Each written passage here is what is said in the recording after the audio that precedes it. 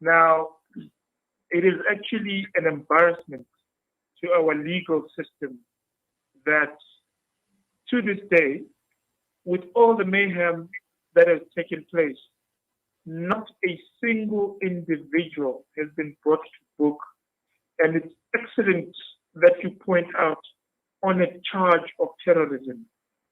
What has happened up to now is the so-called intelligence cluster have identified through telephone numbers that they were able to track of people making voice notes, people inciting violence, people, calling fellow South Africans to all stand up and fight for former President Jacob Zuma's release.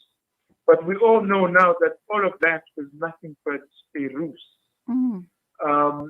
We know a lot of people do not even have a clue about the details around the president. People being interviewed, talking about releasing President Zuma, but with no understanding what the hell they're talking about. But all of that just fed into the fire of people's emotions and the dissatisfaction with the ruling party, dissatisfaction with the councillors in the respective areas. All these, the Zondo Commission, people listening to, the amount of corruption with no repercussions. We now, of course, are a country of the greatest divide between the rich and the poor. And so, of course, this July moment, if anything, was a reminder that, the ANC could not continue to live in a bubble where they thought that there was never going to be reaction from below. And I think what we are seeing now is a negotiation between what they can salvage and what the legal system can be able to produce. And it's just that we don't have time. But at 10 o'clock, in the next 15 minutes or so, we're waiting to hear the judgment on the municipal elections by the Concord. Yes. Because all of these things are linked. And because you also asked the question of, the impact of this with the upcoming elections. Mm-hmm. And I think that, I always make the point, politics is a bedfellow of economics. Mm-hmm. The two do not coexist apart from each other. Absolutely. They actually make love to one another. Absolutely. Now, with that understanding, we know that already the political parties are on a campaign trail. What's ironic about this is employees of the ANC have been striking, but the very employees have stopped striking and are now campaigning for the ANC.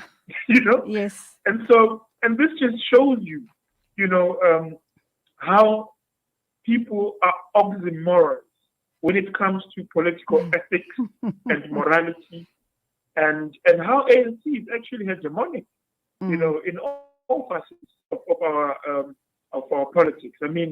Again, they submitted that they would like for their candidates to be admitted by the IEC. Then they withdrew, and then we hear the IEC announcing that they actually are going to open. Okay. Now the matter is in court. Right. And so, all right. all of these things are showing you. But Absolutely. Anyway, let me pause there. All right. Let me get in a question. We have covered all of that, the IC issues with Lulu White a little earlier on. Your thoughts? How do you read the situation? Are these people, these insurgents that were involved in the absolute destruction of parts of our country and have absolutely ruined lives, do you think they'll ever be brought to book? What are the lessons we can learn from this terrible, terrible incident in our history in this modern day and age? And how do we as a country move forward? And we do know that everybody that we've talked to up to now have stated that inequality, poverty, unemployment, a lack of educational opportunities, all of those social evils have led up to this point in our history, the looting and the killings in July. What do we do as a country to prevent this from ever happening again? And I know, as have many other people been saying, educate your people, create job opportunities for them, give them meaning in their lives. Easier said than done. This is you asking a very loaded question, and we're just going to confine it to the small time we have. First of all, we should not negotiate that the judiciary needs to charge people without fear or favor. Second of all, the NPA, the security cluster, the NIA, the National Intelligence Agency. These people need to be brought. They need to account for their negligence since the chaos that took place. That they haven't really shown the public any confidence in terms of their jobs, in terms of their accountability, in terms of actually accounting to the Constitution, which they are supposed to be operating under. Now, can insurgents be brought to book? This is a very fascinating character, because first we need to understand and define what do we mean by an insurgent. There's degrees of criminal acts that have happened here. There's the ordinary looter who is not linked to any agenda untoward.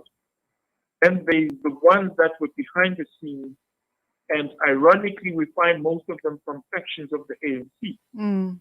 And we know this because that's what Deputy Minister Zizi Kodwa has said publicly. And when he's pinned to say, so why are you not arresting these people? And he says, look, they have to go through the court process.